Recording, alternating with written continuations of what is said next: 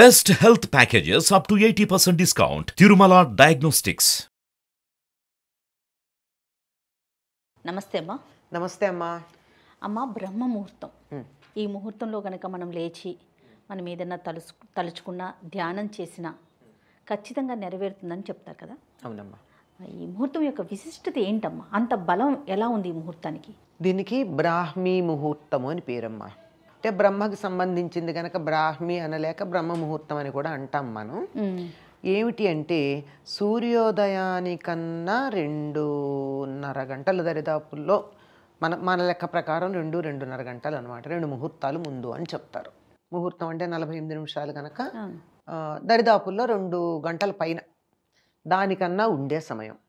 సాధారణంగా మనకి ఎలా ఉంటుంది, 6 గంటలు అనుకుందాం. 6 గంటలకు అటు ఇటుగా కదా మనకి సూర్యోదయం అవుతుంది. కొన్నిసార్లు 5:30కి, కొన్నిసార్లు 6:30 7 దాకా కూడా ఉంటుంది. శీతాకాలం వేసవికాలం ఉండేటటువంటి తేడా వల్ల. అట్లా ఉన్నప్పుడు దాన్ని లెక్క వేసుకుని వెనక్కు ఉండేటటువంటి కాలాన్ని బ్రాహ్మీ ముహూర్తం అంటారు.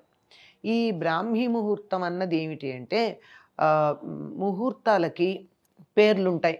ఏదో లగ్నాలు ముహూర్తాలు మనం పెళ్లి శుభలేఖల్లో చూస్తాం కదా, ఫలానా ముహూర్తం అని. ఈ ముహూర్తానికి ఉన్నటువంటి సమయం బ్రాహ్మీ ముహూర్తం, అంటే బ్రహ్మకి సంబంధించింది. బ్రహ్మ ఎవరు? సృష్టికర్త. అంతేకాకుండా బ్రహ్మ అన్న పదానికి అర్థం ఏమిటి? వికసనశీలము అని అర్థం. అంటే ఇలా విచ్చుకునే లక్షణం కలది. మొగ్గ ఇలా విచ్చుకోవడం ఉంటుందే, అది బ్రహ్మం. మనలో కూడా జ్ఞానం విచ్చుకోవాలన్నా, తెలివితేటలు విచ్చుకోవాలన్నా, మనలో ఉన్న ఏ ఫ్యాకల్టీ విచ్చుకోవాలన్నా ఆ విచ్చుకోవడానికి తగినటువంటి కాలం బ్రాహ్మీ ముహూర్తం. ఆ ముహూర్తానికి ఉన్న లక్షణం అది. పేర్లు కూడా మన వాళ్ళన్నీ సమయానికి కానీ దేనికైనా కానీ లక్షణాన్ని అనుసరించి పేరు పెట్టారు తప్ప ప్రతి పేరుకి ఆ పేరు అర్థం చూస్తే లక్షణం తెలిసిపోయేటట్టు ఉంటాయి. అట్లా ఉండేటటువంటి దాంట్లో అప్పుడు ఏది చేసినా అది చక్కగా మొగ్గ పువ్వుగా విచ్చుకున్నట్టుగా వికసిస్తూ పెద్దదయ్యేట్టుగా ఉంటుంది. కనుక మీరు ఏది కావాలనుకుంటారో అది ఆ సమయంలో గనక సంకల్పం చేసుకున్నట్టయితే అది చాలా చక్కగా ఫలితాన్ని ఇస్తుంది అని బ్రాహ్మీ ముహూర్తానికి ప్రాధాన్యం గురించి చెప్పారు. అది చదువు అనుకోండి, చదువు బాగా రావాలి, హాయిగా బ్రాహ్మీ ముహూర్తంలో లేచి గనక చదువుకున్నట్టయితే బాగా గుర్తుంటుంది అని. పైగా గుర్తుండడం ఒకటే కాదమ్మా, ఇప్పుడు గుర్తుంది, ఇవాళ నేర్చుకున్నాము, పరీక్షల్లో రాసాము, అయిపోయింది దాని పని. చాలా విషయాలు మనం పాఠ్యభాగాల్లో చదువుకునేటటువంటివి పరీక్షల తర్వాత వదిలేస్తాం, గుర్తుండదు. కానీ ప్రతి అంశం జీవితంలో ఎప్పుడప్పుడు ఉపయోగపడాలి కదా. ఖచ్చితంగా ఉపయోగపడడానికి తగినట్టుగా మనస్సులో ఉండి అవసరమైన సమయానికి అది గుర్తొస్తుంది అప్పుడు చదువుకున్నది. అందువల్ల ఆ సమయంలో ఏది చేసినా బాగుంటుంది కనుక ఆధ్యాత్మికంగా ఉన్నత స్థానానికి రావాలనుకున్న వాళ్ళు ధ్యానం చేస్తారు ఆ సమయానికి. ఇక్కడ ఇంకో సంగతి గుర్తుపెట్టుకోండి, బ్రాహ్మీ ముహూర్తంలో లేచారు ధ్యానం చేశారు అన్న వాళ్ళంతా వెళ్ళిపోయి అంతకు ముందే స్నానాలు చేసేసి ఇత్యాదులు ఏం చెయ్యరు. చెయ్యాల్సిన అవసరం లేదు, చేయగలిగితే సరే. ఇప్పుడు 3:30 4 గంటలకి మీకు బ్రాహ్మీ ముహూర్తం అనుకోండి, అంటే ఎప్పుడు స్నానం చేసినట్టు క్రితం రోజుకే లెక్క వచ్చేస్తుంది, అది ఇవాళ లెక్క రాదు అది. అందువల్ల అట్లా కాదు, ధ్యానం చెయ్యాలి అంటే అలా ఉండి కూడా చెయ్యొచ్చు. పూజాదికాలన్నీ చేయడానికి ఇవన్నీ నియమాలు, కానీ హాయిగా ఆ సమయంలో ధ్యానం చేసుకోవచ్చు. తర్వాత పంచప్రక్షాళన అని ఒకటి చేస్తారు. పంచప్రక్షాళన అంటే కాళ్ళు, చేతులు, ముఖము, వీపు, గుండెలు తడి చేతులతో తుడుచుకోవటం. కాళ్ళు కడుక్కుంటాం, చేతులు కడుక్కుంటాం, మొహం కడుగుతాం. అయిన తర్వాత ఆ చేతులతో ఒక్కసారి వీపు దగ్గరను, ఒకసారి ఇలా గుండెల దాకాను తడి చేతులతో అనుకున్నట్టయితే ఆ సమయానికి చాలు. ఎందువల్ల అంటే మీరు మొహం కడుక్కుని చూడండి, ఆ నిద్రమత్తు వదిలిపోతుంది.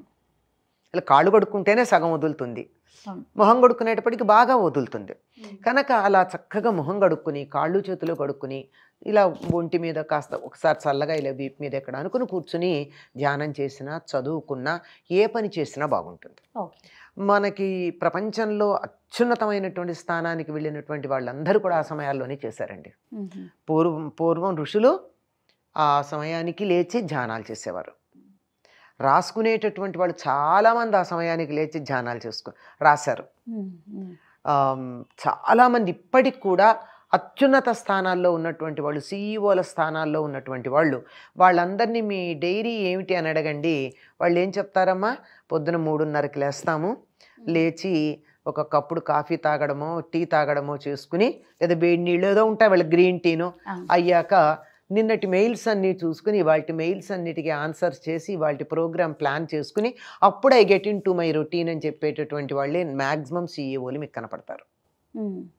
మ్యాక్సిమం మీరు వాళ్ళందరి చరిత్రలు ఇప్పుడు నేను వాళ్ళ పేర్లు చెప్తూ కూర్చుంటే కార్యక్రమం అంతా వాళ్ళ పేర్లతో సరిపోతుంది. అందువల్ల మ్యాక్సిమం సీఈఓల చరిత్రలు చూస్తే మీకు అదే కనపడుతుంది. అలాగే రాసేటటువంటి వాళ్ళు కూడా ఆ సమయంలో చాలా బాగా రాస్తారు. ఇప్పుడు ఆధ్యాత్మికత ఇత్యాదులన్నీ పక్కకు పెడదాం కాసేపు. నేను చూశానా ఇలాంటి మాటలు మాట్లాడతారు కదా పిల్లలు. అందుకని మామూలుగా కనుక ఆలోచించండి, వేసవికాలం చెమటలు పడుతున్నాయి, అదృష్టం కొద్దీ ఫ్యాన్లు గీన్లు లేవు. మరి చాలాసార్లు అదే కదా ఉంటుంది. ఎలక్ట్రిసిటీ బంద్, మనకున్నటువంటి ఇన్వర్టర్ పనిచేయదు. ఎంతసేపు పనిచేస్తుంది పాపం, అది దాని ఆయువు అయిపోయింది.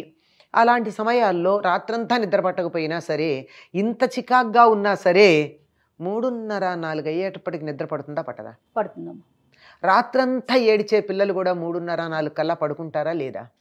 వ్యాధితో బాధపడుతున్నటువంటి రోగులు కూడా ఆ సమయానికి ప్రశాంతంగా పడుకుంటారా లేదా? ఎట్లాంటి వాళ్ళకి ప్రశాంతత చిక్కేటటువంటి సమయం అది. అంటే చికాకులో ఉన్న వాళ్ళు నిద్రపోవడానికి తగినటువంటి సమయం అదే అవుతుంది, నిద్ర వచ్చే సమయం అవుతుంది. మనం మామూలుగా ఆరోగ్యకరంగా ఉన్నటువంటి వాళ్ళం మనసు చురుకుగా పని చెయ్యడానికి తగినటువంటి సమయం అది.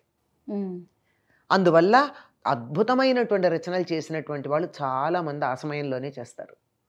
ఇది ఆరోగ్యపరంగా మనం ప్రాక్టికల్గా చూసే విషయం అయితే, ఇంకా మిగిలినటువంటివి ఎలా ఉంటుందంటే మన మనస్సు మీద పరిసరాలలో ఉండే శబ్దాలు, పరిసరాల్లో ఉండే వ్యక్తుల భావాలు, వాళ్ళ భావతరంగాలు కూడా పనిచేస్తాయి కదా.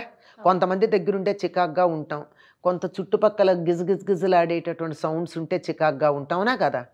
అట్లాంటివి ఏమీ ఉండవు తెల్లవారుజామున 3:30-4 అయ్యేటప్పటికీ ప్రశాంతత వచ్చేస్తుంది. మీరు గమనించండి, ఎక్కువ యాక్సిడెంట్లు కూడా ఆ సమయంలోనే జరుగుతూ ఉంటాయి, రోడ్ యాక్సిడెంట్స్. ఎందుకని? నిద్ర పట్టేస్తుంది. ఆ సమయానికి నిద్ర పడుతుంది, ప్రశాంతత ఉంటుంది వాతావరణంలో. అయ్యేటప్పటికి అప్పటిదాకా బాగానే ఉన్న వాళ్ళు కూడా, చాలా బాగా జాగ్రత్తగా డ్రైవ్ చేసినటువంటి వాళ్ళు కూడా ఆ సమయంలో ఒక్క రకమైనటువంటి ప్రశాంతతకు లోనయ్యేటప్పటికల్లా కొనుక్కు. అంతే. అంతటి ప్రశాంత సమయంలో మీరు ఏదన్నా పని చేయాలంటే ఎంత బాగా ఉంటుంది. కనుక చదువుకోవాలన్నా, ఈనాటి కార్యక్రమాల గురించినటువంటి ఒక ప్రణాళిక వేసుకోవాలన్నా, ఆధ్యాత్మికంగా ఉన్నత స్థానానికి వెళ్ళాలన్నా, రచనలు చెయ్యాలన్నా, బొమ్మలు గీయాలన్నా, సంగీత సాధన చెయ్యాలన్నా దేనికైనా అనుకూలమైనటువంటి కాలం. అప్పుడు ఒక చిన్న విత్తనంలాగా పడినటువంటిది అలా అలా అలా విచ్చుకుని పెద్దదిగా వికసిస్తుంది. ఆ సమయానికి ఉన్నటువంటి పేరే అది బ్రాహ్మీ ముహూర్తము. బృంహణశీలమైనది, విచ్చుకునేటటువంటిది, మనకి పెంచే లక్షణం కలిగినటువంటిది, వికసించే లక్షణం కలిగింది అని. కనుక ఆ సమయం చాలా అనుకూలమైనదమ్మా ఎవ్వరికైనా సరే. నమస్తే. నమస్తే అమ్మా.